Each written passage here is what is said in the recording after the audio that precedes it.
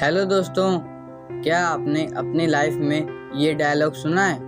पढ़ो लिखो, अच्छे ग्रेड लाओ, कॉलेज जाओ और एक अच्छी सी जॉब करो। अगर आपको एक अच्छी सी जॉब नहीं मिली तो आपकी ज़िंदगी बेकार है और आप अपनी लाइफ में कुछ नहीं कर पाओगे। कुछ ऐसी ही स्टोरी थी इस बुक के ऑथर रॉबर्ट कियोसाकी की। रॉबर्ट के दो डैड थे, एक रिच डैड और दूसरा पुअर डैड। अब आप कंफ्यूज मत होना, पुअर डैड रॉबर्ट के असली डैड थे और रिच डैड उसके दोस्त माइक के डैड थे, जिसे वो अपना मुंह बोला डैड कहता था। रॉबर्ट के पुअर डैड कहते थे कि पढ़ो लिखो, अच्छे नंबर लाओ और एक सेफ जॉब करो, जबकि उसके रिच डैड कहते थे कि नई नई चीज़ें सीखो, खुद का बिजनेस शुरू करो ताकि तुम दूसरों को जॉब दे सको। रॉबर्ट के पुअर डैड कहते कि मैं ये चीज़ नहीं खरीद सकता, जबकि उसके रिच डैड कहते कि तुम ये सोचो कि तुम इसे कैसे खरीद सकते हो। रॉबर्ट के पुअर डैड कहते कि पैसा ही सारी फसाद की जड़ है, जबकि उसके रिच डैड कहते कि पैसा ना होना सारे फसाद की जड़ है। रॉबर्ट के पुअर डैड ने पीएचडी और 4 साल के अंडर ग्रेजुएट को 2 साल में कंप्लीट कर लिया था। असल में वह बहुत ही पढ़े लिखे थे। वह बाद में जाकर एक शिक्षा अधिकारी भी बने, जबकि उसके रिच डैड सिर्फ 8वीं पास थे।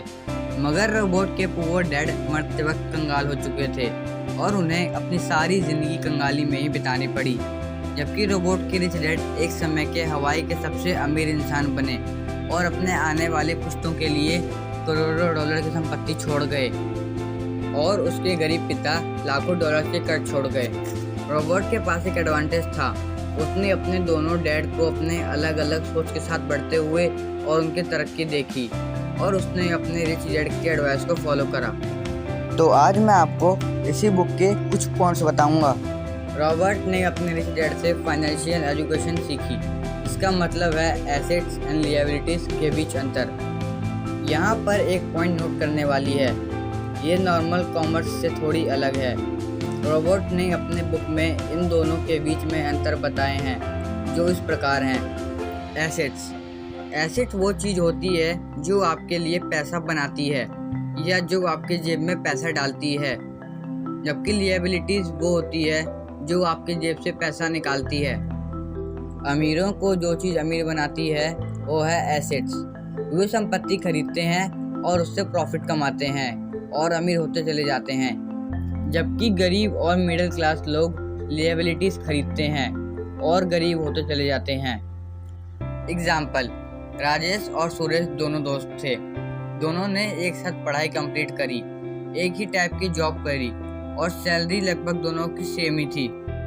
जब दोनों को सैलरी मिलती तो राजेश उस पैसों से महंगे कपड़े, जूते, स्मार्टफोन्स और लोन पे बाइक खरीद लेता और महीने के एंड तक सारे पैसे उड़ा देता।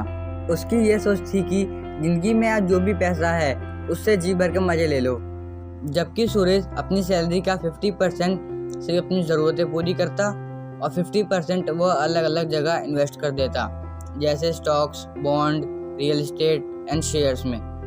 जब वह राजेश को मजे की ज़िंदगी जीते हुए देखता तो उसका भी मन करता कि काश वो भी ऐसी ज़िंदगी जिए, पर उसने अपने आप पर कंट्रोल रखा और अपनी सैलरी का 50% लगातार इन्वेस्ट करता गया।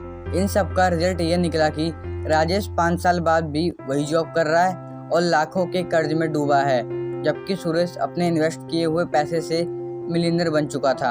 अगर और आसान शब्दों में इसे समझें तो मान लीजिए कि आपने एक बाइक खरीदी और आप उसे खुद चलाते हैं, तो वो आपके लिए लायबिलिटी है, यानी दायित्व। अब यहाँ कुछ इसे संपत्ति समझते हैं, लेकिन अगर इसे ध्यान से समझा जाए तो आपको पता चलेगा कि बाइक आपकी जेब से हर समय पैसे निकलवाती है, कभी तेल में तो कभी मेंटेनेंस में, और कुछ ही टाइम में इसकी कीमत आधी हो जाती है, जिससे आपको लॉस होता है। और इसका दूसरा एग्जाम्पल है कि अगर आप एक कार लेकर उसे रेंट पे देते हैं या उसे ओला की तरह यूज़ करते हैं, तब ये आपके लिए संपत्ति का कार्य करती है, क्योंकि ये आपको हर महीने पैसे लाके देती है और कुछ ही समय में इस पर लगाया हुआ पैसा भी आपको रिकवर हो जाता है। एसेट्स के कुछ और एग्जाम्पल हैं, properties, stocks, bonds, gold, business and share. और लायबिलिटीज़ के कुछ एग्जाम्पल हैं, फ़ोन, महंगे कपड़े, अपना खुद का घर, बाइक और अपनी पर्सनल कार। तो ये सारी बातें मैंने आपको आज की book rich dad poor dad से बताई है। मैंने आपको इस बुक का सिर्फ एक पॉइंट बताया है, बाकी के पॉइंट्स मैं आपको अगली वीडियो में बताऊंगा। Thanks for watching my channel. Please like, share and subscribe. And video कैसी लगी कमेंट में ज़रूर बताएं।